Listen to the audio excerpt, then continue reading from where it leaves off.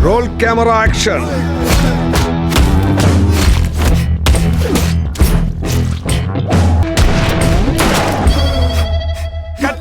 Cut. Hai everyone, welcome to Om Brewok Story. Semoga kalian sehat selalu dan diberikan rezeki yang berkah ya.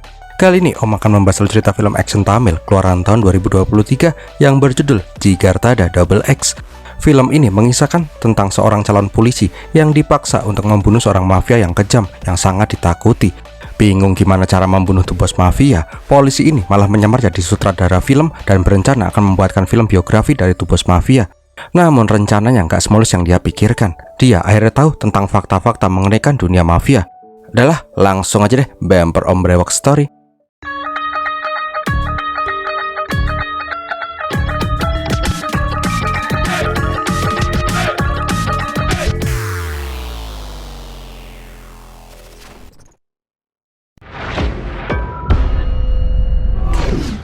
Awal kisah di tahun 73 di hutan yang bernama Kombai, diperlihatkan polisi yang lagi mendatangi TKP perburuan gajah liar untuk diambil gadingnya. Diceritakan juga kalau yang melakukan perburuan liar itu adalah bandit hutan yang biasa disebut sebagai setani. Mendengar itu, inspektur yang baru saja ditugaskan di hutan Kombai itu jelas saja marah. Nah, di markas, Inspektur Rata Kumar pun melihat ada warga desa yang berkumpul di basecamp polisi. Warga desa pun berharap kepada Kumar untuk menumpas kelompok setani. Mereka juga bilang kalau mereka itu sama sekali tidak ada hubungannya dengan setani. Nah, di dalam, Kumar pun menemui orang-orang yang dituduh sebagai grupnya setani. Namun bapak-bapak di sana pun berani bersumpah kalau mereka itu tidak tahu menahu tentang semua ini. Mereka tiba-tiba dicokok sama polisi dari desa dan mereka pun disuruh mengaku sebagai orang setani. Melihat ketidakadilan itu, Kumar pun langsung memarahi anak buahnya. Dia pun langsung ngumpulin semua benda-benda yang disita sama polisi dalam satu kain. Bangke, Om kirain ini inspektur jagoannya, jebulin malah penjahat bangkeknya. Kumar ini malah lebih kejam daripada inspektur sebelum dia.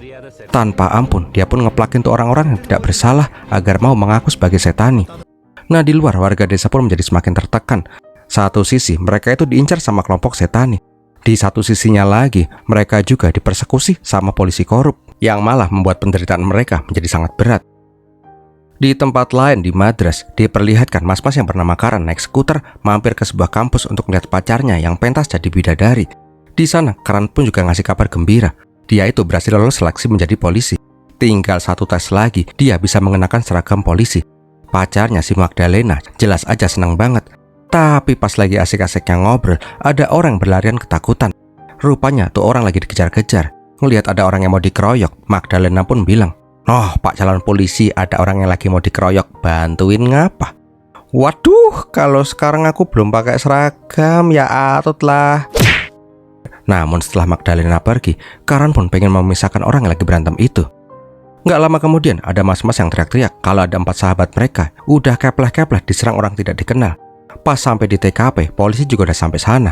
Nah, di sana diperlihatkan 4 orang mahasiswa yang tewas dan yang menjadi tersangka utamanya itu adalah si Karan. Magdalena jelas saja nggak percaya pacarnya bisa membunuh orang. Wong dia lihat darah mens aja suka pingsan kok. Tapi polisi nggak mau tahu karena satu-satunya orang yang memegang parang di sana itu adalah si Karan. 2 tahun kemudian, diperlihatkan ada artis film gaek yang bernama Jaya Kodi. Walaupun udah tuwir, dia masih aja populer. Rupanya Jaya Kodi ini nggak cuma jadi aktor film, tapi dia juga terjun ke dunia politik. Nah, di mobil, asisten Kodi ngasih kabar buruk kalau film Kodi itu kayaknya nggak akan bisa disetel di daerah yang bernama Madurai. Karena di sana itu daerah kekuasaan MLA Karmegam. Intinya sih, Karmegam dan si Jaya Kodi ini saling bersaing untuk memperebutkan kursi Menteri Tamil. Diceritakan juga di tahun-tahun itu, film India menjadi media yang paling wahid untuk mendulang suara. Siapa saja yang menguasai dunia perfilman, maka dia bisa dipastikan akan mendapatkan posisi di pemerintahan. Diceritakan juga kenapa Karmegam sangat ditakuti di Madurai, karena dia itu punya backingan yang sangat kuat, yaitu dari geng kriminal Jigartada. Mereka itu nggak segan-segan membunuh orang yang berani menyetel film Jaya Kodi. Diceritakan juga bila si Jaya Kodi dan si Karmegam itu saling bersaing untuk mendapatkan perhatian ibu kepala menteri yang bernama Rani. Namun diperlihatkan kalau si Karmegam itu lebih diperhatikan sama ibu Rani.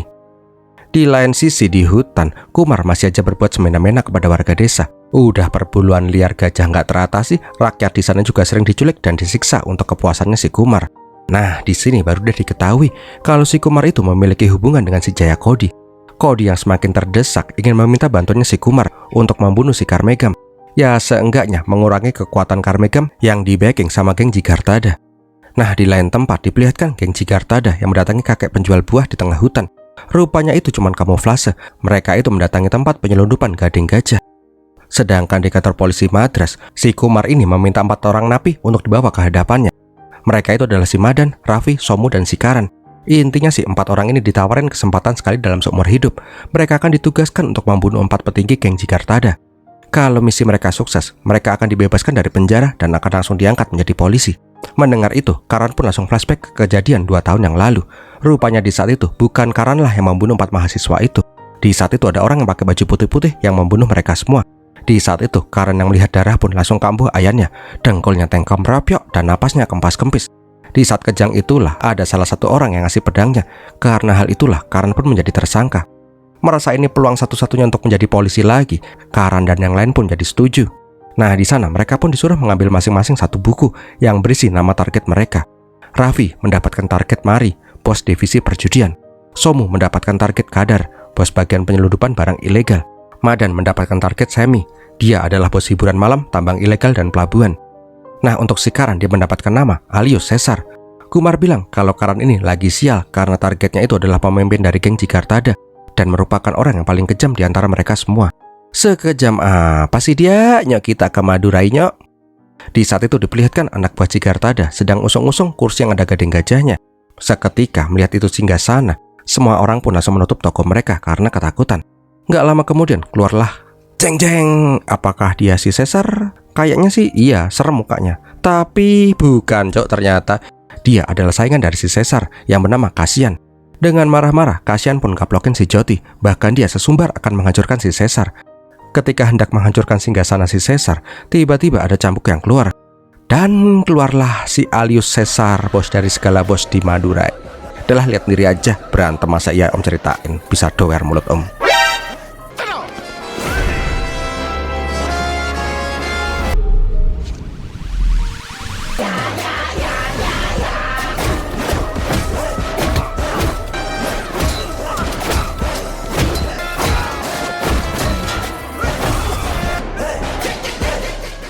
Setelah ngamuk-ngamuk, Cesar pun bilang, "Nyok, nonton film Clint Eastwood, nyok." Dan scene pun langsung berubah ke sebuah bioskop yang lagi nyetel film cowboy Clint Eastwood. Nah, di sana, Kasian pun yang sebelumnya sesumbar langsung bleret dan imbas-imbis. Nggak mau denger ocehannya si Kasian, Cesar pun langsung lemparin pistol dan langsung pengen ngajak duel. Dahlah singkatin aja deh ya, Kasian pun tewas dengan kasian deh lu. Jelas aja, habis ngebunuh orang, joget lah, namanya juga film India.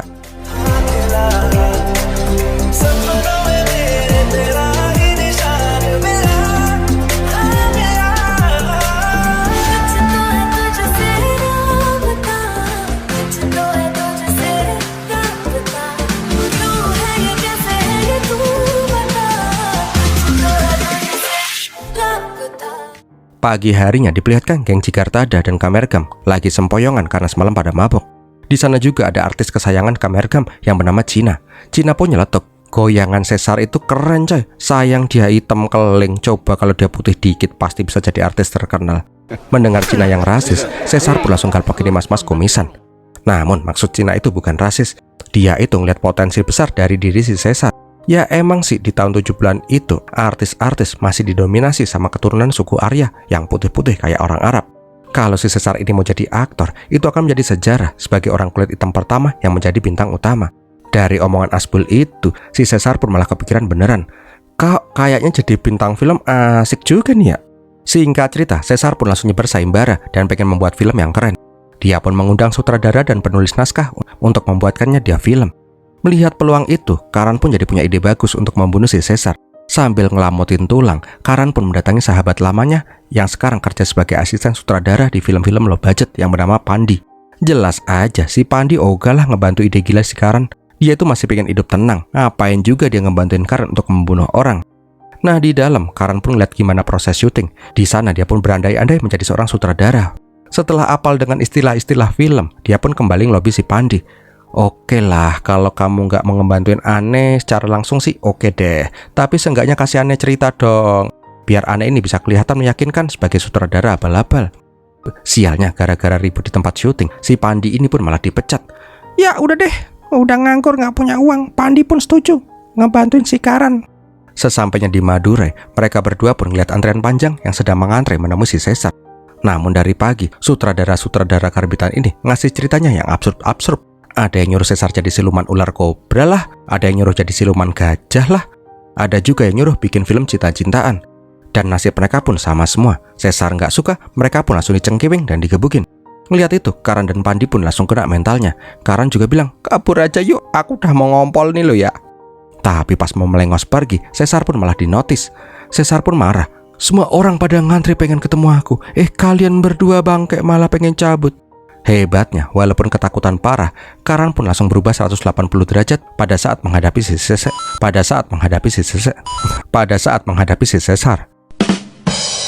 Karan pun mengaku sebagai Ray Dasan, sutradara film Bollywood yang lagi gabut. Dia sengaja datang ke antah berantah untuk membuat film dokumenter yang keren-keren.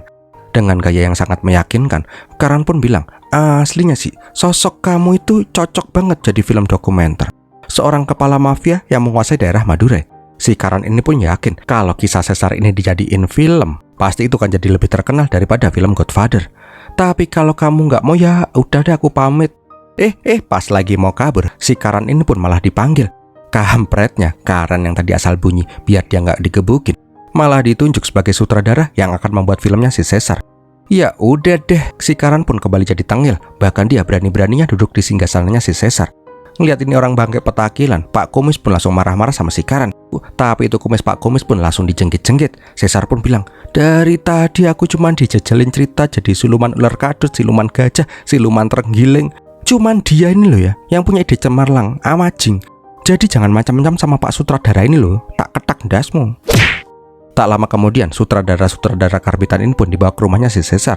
Di rumah Caesar itu diperlihatkan bapaknya si Caesar yang ketakutan seperti melihat hantu. Sedangkan istrinya Caesar yang bernama Malarasi malah selalu aja nyap-nyap. Istri udah bunting gede tapi bapaknya malah jadi bangke, minggat sana minggat sini.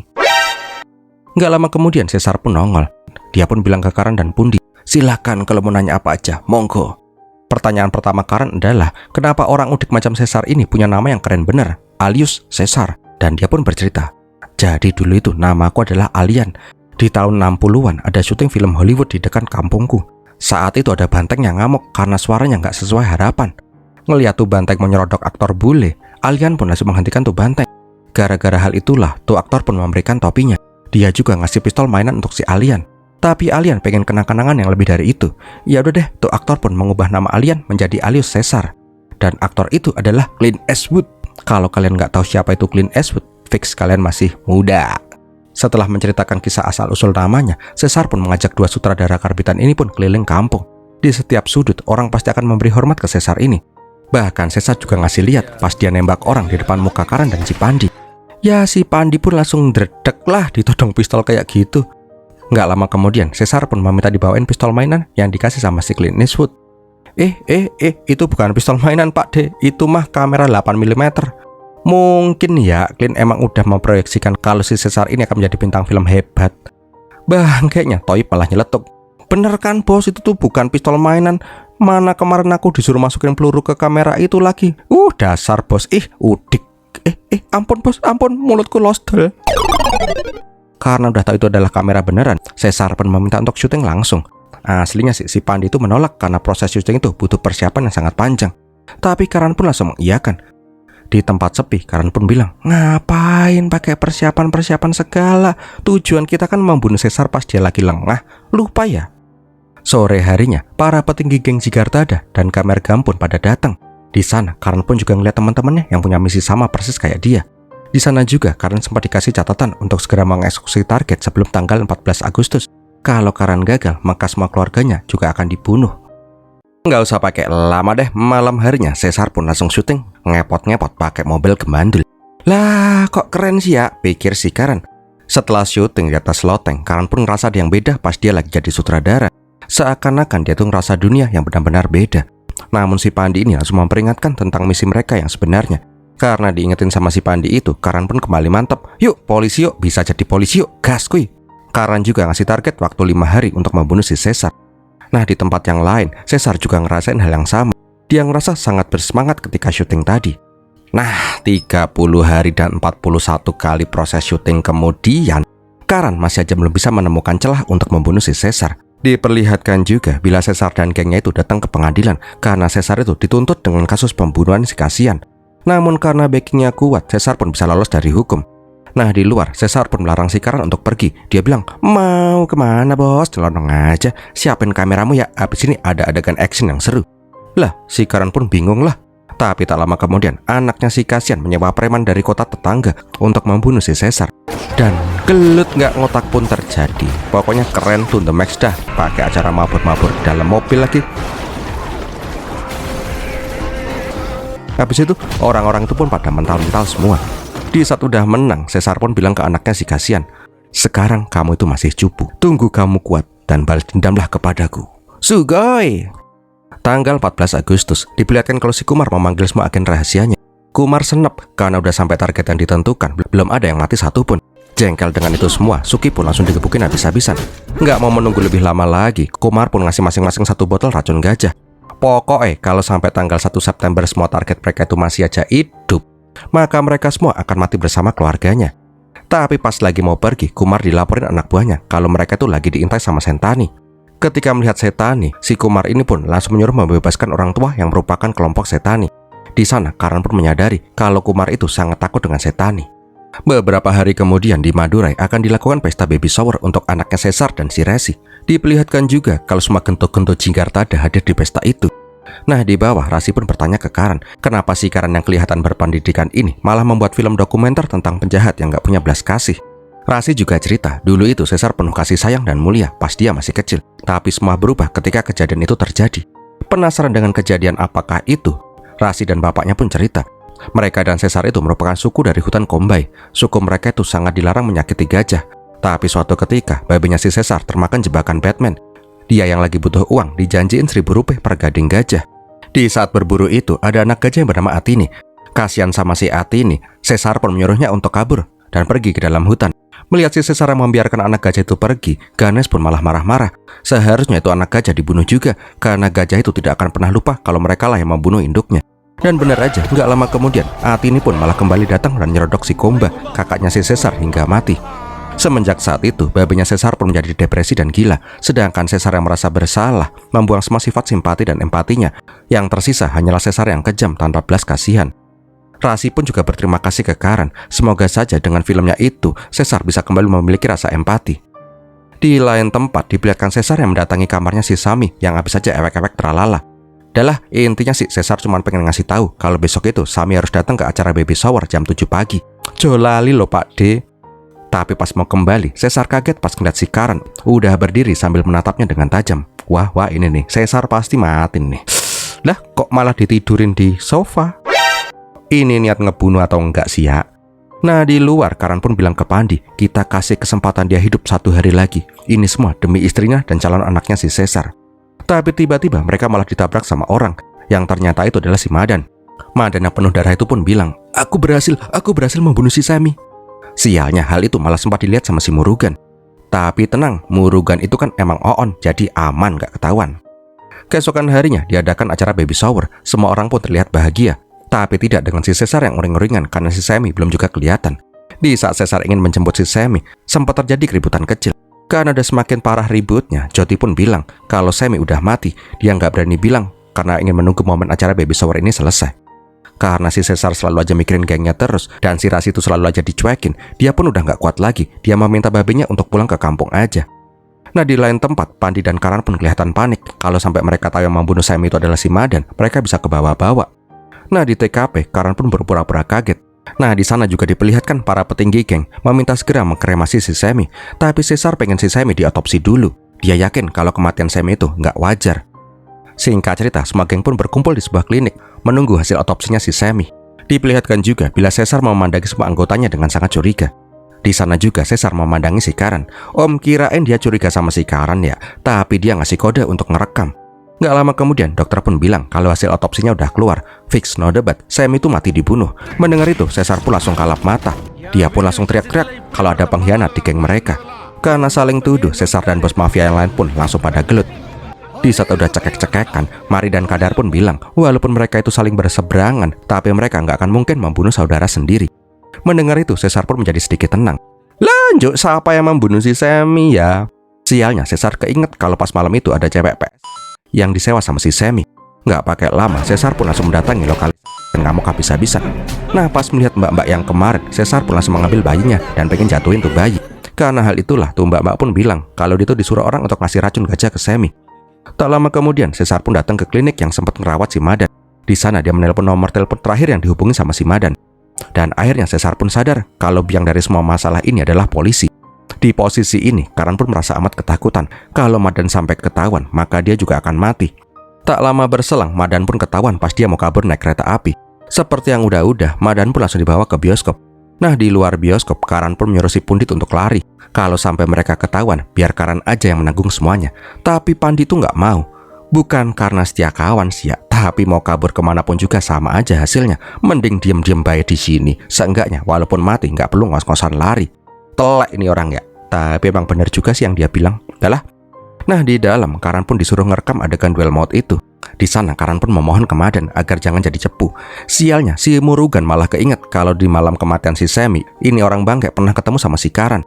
Jelas aja, si Murugan pun langsung pengen laporan ke Caesar. Untungnya, Madan pun langsung bilang, "Murugan, cepat kabur!"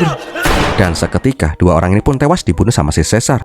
Madan itu mengorbankan nyawanya demi bisa melindungi si Karan. Di sana Caesar juga bilang, "Gimana Pak Sutradara, seru kan?"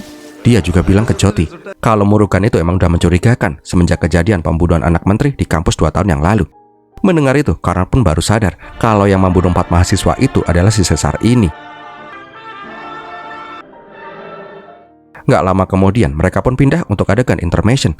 Yang nggak paham intermission itu apaan, Om kasih tahu ya, film India itu kan panjang-panjang, rata-rata di atas 2,5 jam, bahkan ada yang sampai 4 jam lebih. Nah, di tengah-tengahnya itu biasanya ada rehat sejenak. Itu yang dinamakan intermission. Dalah, kancut. Nah, di saat itu diperlihatkan kalau semua geng jigar pada kumpul. Di titik ini, Karan menjadi sosok Karan yang sangat berbeda. Semua impiannya sirna gara-gara si Caesar ini. Kematian singkat Caesar tidak akan membuatnya puas. Dia akan membuat kematian Caesar menjadi sangat menyakitkan. Dengan filmnya, dia akan membunuh Caesar secara perlahan. Singkat cerita, Caesar pun berdiri. Dia bilang kalau ada pengkhianat di tubuh mereka. Nggak pakai babi bu, Caesar pun langsung menembak si Sonu dan si Raffi.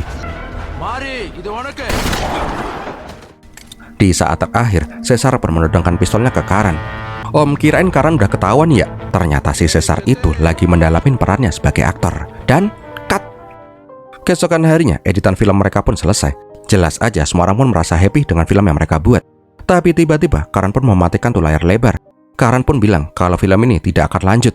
Karan juga bilang film ini emang bagus untuk kalangan SDM rendah di India. Tapi film model kayak gini nggak akan laku di Bollywood, apalagi menembus pasar global. Lah gimana, ceritanya cuma tentang pembantaian semata. Karan bilang kalau film ini mau dapat Oscar, mulai sekarang Caesar itu harus ngikutin alur cerita sesuai keinginannya si Karan. Jelas saja si Caesar pun ngerasa marah, tapi Karan itu ada benarnya juga. Film yang bagus adalah film yang bisa mengambil hati penonton. Caesar itu harus menjadi sosok pelindung bagi orang-orang yang tertindas, bukan sebaliknya. Karan juga mencontohkan Clint Eastwood, koboi yang bengis, tapi dia membela orang-orang yang lemah. Dikasih contoh tokoh idolanya, jelas aja Caesar pun langsung luluh lah. Tapi Caesar bingung, gimana cara untuk melindungi orang-orang lemah, wong penjahatnya dia sendiri kok. Di sini Karan pun nyeletuk, kalau si Caesar ini harus bisa membantu warga yang tertindas oleh Setani. Mendengar nama Setani, anak buahnya Caesar pun langsung pada hebring. Gila aja ngelawat Setani. Namun si Caesar terlihat senyum kecil. Nah, di tempat lain diperlihatkan orang bernama Setani. Dengan tubuh penuh lumpur, dia pun melumuri tombaknya dengan racun. Nggak pakai aba-aba, Setani pun langsung memburu gajah dengan keren.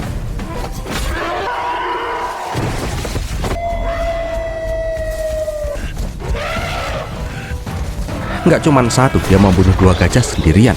Tapi di saat akan memotong gading gajah, tiba-tiba muncul cahaya yang diikuti oleh asap hitam. Setani pun berkata kalau itu adalah sosok arwah gajah yang bernama Velapura. Setelah sosok roh gajah itu pergi, diperlihatkan kalau Setani itu diintai oleh polisi. Nggak pakai mikir panjang, Setani pun langsung membunuh para polisi hutan itu dan membunuh warga desa yang menjadi pemandu mereka. Oh, kejam ya. Kembali lagi ke Caesar, diperlihatkan ada acara doa untuk melepas si Caesar. Ya, Joti mewek, nggak pantas bos, botak gede brewokan meweknya kayak gitu. Singkat cerita, Karan, Caesar, dan Ganesh pun pergi ke hutan Kombay. Melihat kedatangan Caesar, semua warga desa pun pada heboh. Rasi, noh laki lu mau jemput lu. Tapi niat kedatangan Caesar bukan untuk menjemput si Rasi. Sambil ngeplakin bapak mertuanya, Caesar pun bilang, "Udah be, kumpulin semua warga desa ke sini. Aku akan menyelamatkan kampung Bapok ini dari ketidakadilan." Di sana Rasi pun bilang, kalau Caesar mau menyelamatkan desa, coba bebasin orang-orang yang ditahan di kamp polisi. Bisa nggak? Nggak pakai lama, Caesar dan rombongan pun langsung mendatangi kamp polisi. Intinya sih, Caesar pengen melakukan barter. Dia meminta semua warga desanya dibebaskan, sedangkan dia akan menangkap Setani yang menjadi momok untuk polisi. Ngelihat Caesar, si Kumar jelas saja heran. Apalagi pas melihat si Karan juga ada di sana. Karena semua orang di sana itu buta huruf, dan Caesar juga nggak bisa bahasa Hindi. Si Karan ini disuruh nulis surat pernyataan. Tapi di surat itu aslinya sih tertulis alasan sebenarnya dari si Karan. Karan pengen meminta waktu lebih, biarkan Caesar dan Setani itu saling serang dan saling bunuh. Dengan itu Kumar bisa mendapatkan 2 pencapaian sekaligus. Mengetahui ide cemerlangnya si Karan pun ketawa lepas dan mengizinkan Caesar untuk memburu Setani dan membebaskan warga desa yang ditahan. Niat awalnya sih ini semua cuma demi konten filmnya aja. Tapi setelah semua orang berterima kasih ke Caesar pun merasa ada yang aneh dalam hati kecilnya. Dia yang selama ini tidak peduli dengan orang lain merasa sangat terharu melihat orang-orang yang bisa kembali ke keluarga mereka. Malam harinya, bapak mertuanya juga menjelaskan tentang penderitaan mereka yang selalu ditindas oleh polisi dan diburu oleh Setani.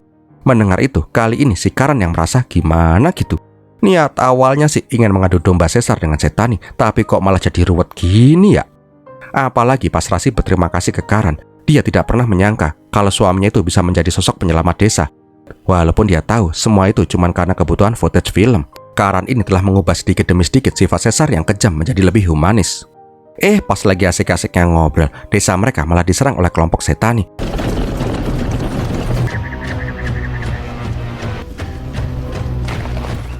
Ketika kelompok Setani sampai di desa, semua warga pun udah pada ngumpet. Tapi tiba-tiba keluarlah si Caesar sambil nabuh gendang. Singkat cerita, atas arahan Caesar, warga desa pun sekarang berani untuk melawan Setani. Yalah, lihat diri aja. Intinya si Caesar ini ngamuk sengamuk-ngamuknya.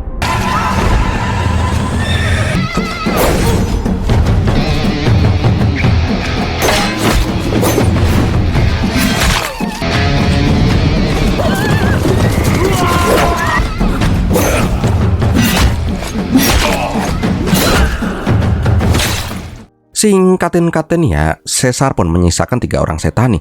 Mereka pun diinterogasi dan ditembakin demi membocorkan lokasi markas mereka. Keesokan harinya, mereka bertiga pun berniat mendatangi markas Setani. Di sana mereka pun melihat Setani yang habis membunuh gajah. Di saat akan membunuh gajah yang lain, tuh bandit bangke pun malah bengak-bengok. Ya langsung ketahuan lah. Di sana Karan pun memperingatkan si Caesar. Film yang dia mau buat itu, Setani harus hidup dan diserahkan ke polisi. Ya udah deh, Caesar pun pengen menghadapi Setani tanpa pistol. Singkat cerita, Caesar pun membunuh satu persatu anak buahnya si Setani.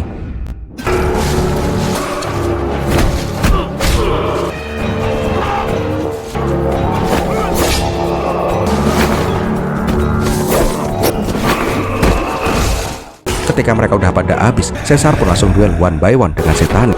Namun kalau gelutnya di hutan, Setani itu lebih unggul daripada Caesar.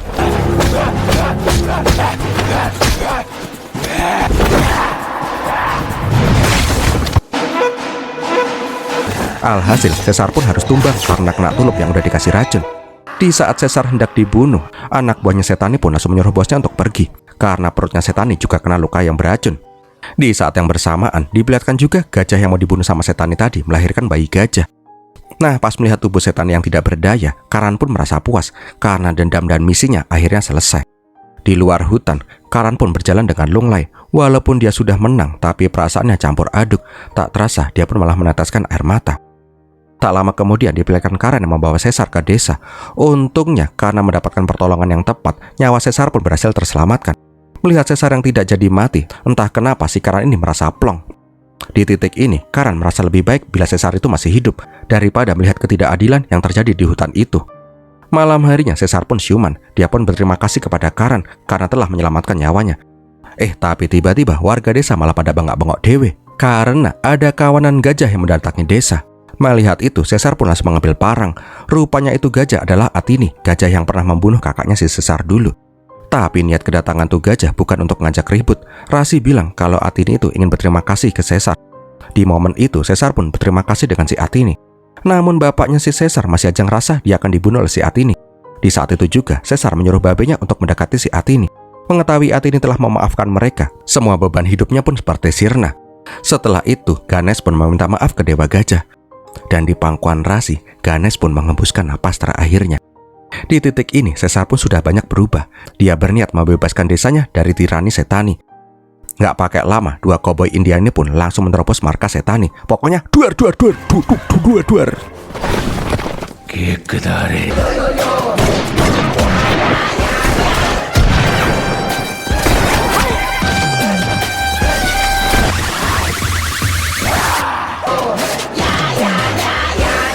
Nggak sama kayak sebelumnya, kali ini duel one by one Setani dan Caesar pun lebih epic.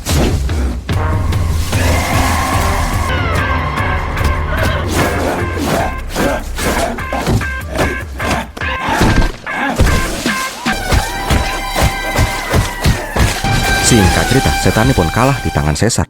Nggak lama kemudian, Caesar dan warga desa pun kembali mendatangi kamp polisi. Caesar bilang dia udah menangkap Setani, tapi dia baru akan menyerahkan Setani kalau Menteri Rani datang secara langsung. Untuk bukti mereka udah menangkap Setani, Kumar pun dikasih jari-jarinya Setani untuk mengecek sidik jarinya. Keesokan harinya, Menteri Rani pun datang ke hutan dengan helikopter. Di sana, Rani pun merasa prihatin. Puluhan polisi yang ditugaskan selama bertahun-tahun gak bisa menangkap Setani. Lah ini preman kampung dugal malah bisa nangkap Setani. Di sana, Karmegam pun bilang kalau preman kampung itu adalah jagoannya. Gak lama kemudian, Caesar pun membawa Setani ke hadapan Menteri Rani. Di sana Rani pun berjanji kalau status warga desa Kombai akan segera diakui negara dan pos polisi itu juga akan ditarik. Nah, pas mau membawa Setani, Caesar pun sempat bilang, "Satu masalah desaku telah teratasi, tinggal satu lagi nih. Tunggu aja Pak Pol, tunggu." Setelah mengalahkan Setani, semua warga desa pun berpesta bersama, termasuk Caesar dan si Karan. Di sana juga Karan menemukan sosok Laksmi. Dan mereka pun kayaknya sih jatuh cinta gitu deh. Di saat itu juga diperlihatkan dukun lahiran bilang kalau Rani akan segera melahirkan.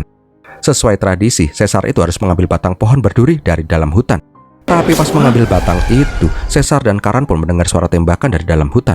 Pas dicek, rupanya mereka menemukan ada gajah yang mati. Setelah ditelusuri jejaknya, mereka menemukan sebuah senapan polisi.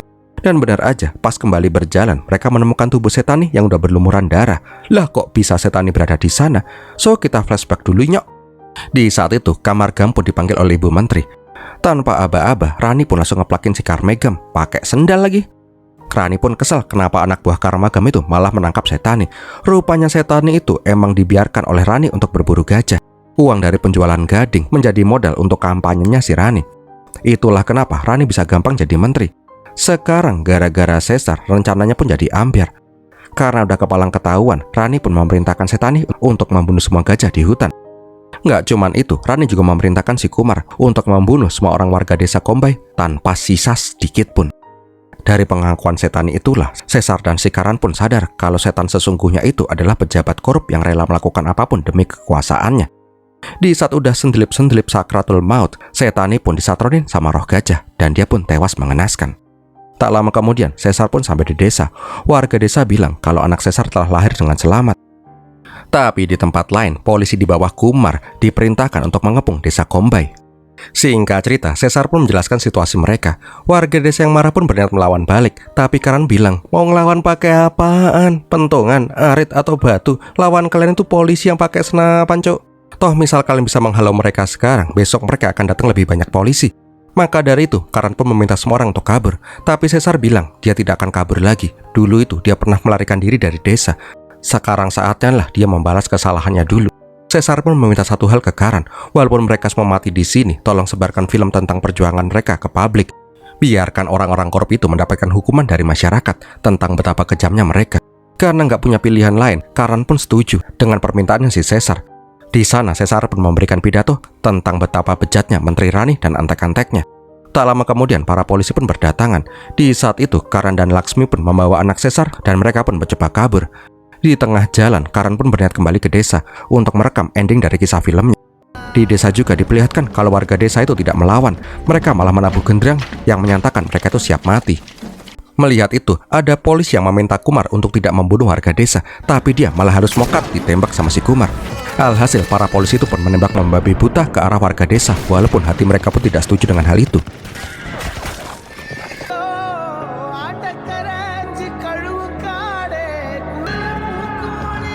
Di akhir, Kumar berniat menembak sendiri si Caesar. Tapi pas Caesar melihat si Karan, dia pun berteriak agar si Karan itu segera kabur. Dan itulah kata-kata terakhir Caesar sebelum dia mati. Sialnya, pas hendak kabur, Laksmi dan si Karan pun malah ditembak dari jauh, sehingga motor mereka pun terguling hebat. That's my best shot. Keesokan harinya, Kumar malah mendapatkan penghargaan karena telah berhasil membunuh Setani yang disamarkan sebagai Caesar. Nggak cuman itu, Karmagam juga ikutan disalahkan karena mempunyai hubungan dengan si Caesar. Akhirnya, si Jayakodilah yang menjadi menteri di Madras. Beberapa bulan kemudian, diperlihatkan kalau film terbaru Jayakodi rilis di bioskop. Seluruh Tamil diagendakan memutar film Jayakodi itu. Tapi tanpa mereka ketahui, di Madurai, film yang disetel itu bukanlah film Jayakodi, melainkan film yang dibuat oleh si Karan. Kenapa film itu bisa tayang? Itu semua karena si Karmegam itu mendatangi desa Kombai setelah pembantaian. Dia yang melihat semua kekejaman itu, nggak sengaja menemukan rol film yang tercecer. Di titik itu, Karmegam sudah tidak peduli lagi dengan status politiknya. Dia ingin semua orang tahu tentang kekejaman Rani dan antek-anteknya demi berkuasa. Melihat film yang sangat kejam itu, semua orang pun menjadi marah dan sedih. Gara-gara film itu jugalah, semua orang pun menjadi terbuka matanya. Hampir di seluruh Madurai terjadi keributan yang menyalahkan Rani dan Jayakodi. Rupanya film itu tidak hanya disetel di Madurai, kopian film itu juga disebar di seluruh India. Gara-gara film itu jugalah, Delhi akhirnya mengambil tindakan. Mereka menekan investigasi ke Rani dan Jayakodi. Bukannya introspeksi diri, Jayakodi pun malah menyuruh Kumar untuk membunuh si Karmegam. Nah, di bioskop, Kumar pun membawa pasukan polisi. Tapi si Karmegam gak gentar. Nah, tiba-tiba di balik layar bioskop keluarlah siluet orang yang pakai topi koboi. Rupanya itu adalah si Karan yang tidak jadi mati. Walaupun kakinya sengklek, Karan ini menantang Kumar untuk duel pistol. Sama seperti yang dilakukan oleh si Caesar. Singkat cerita, Kumar pun tewas dalam duel pistol itu. Dan filmnya pun berakhir. Bentar, ada yang nyempil dikit. Di akhir film, warga desa lain di hutan Kombai, mereka akhirnya berani kembali ke tanah air mereka. Diperlihatkan juga bila si Laksmi dan anaknya Caesar berhasil selamat juga. Karena tuh anak udah jadi yatim piatu sejak dini, Karan pun menamai anak itu dengan nama Setu. Dan tamat deh. Bentar lagi nih, ada yang nyempil lagi dikit nih. Di akhir filmnya lagi, diperlihatkan anaknya si Kasian yang lihat si Laksmi yang gendong si Setu. Dia pun langsung laporan ke preman yang bernama Ragabat kalau dia itu pengen semua keturunan Caesar itu harus mati. Dan tamat. Wah, kayaknya sih ada lanjutannya nih ya, tapi mboh keluarnya kapan. Wah, gimana film ini sob? Gusi om sampai gempor cuap-cuap mulu. Kalau kalian suka silahkan like, komen, dan share. Jangan lupa subscribe. Terima kasih juga yang udah ngasih super thanks. Kalau kalian pengen support om, kalian juga bisa nyawer di super thanks. Tombolnya di deket tombol like itu dah. Terima kasih udah nonton sampai di titik ini. Om Berex pamit dulu dan biar milatihin.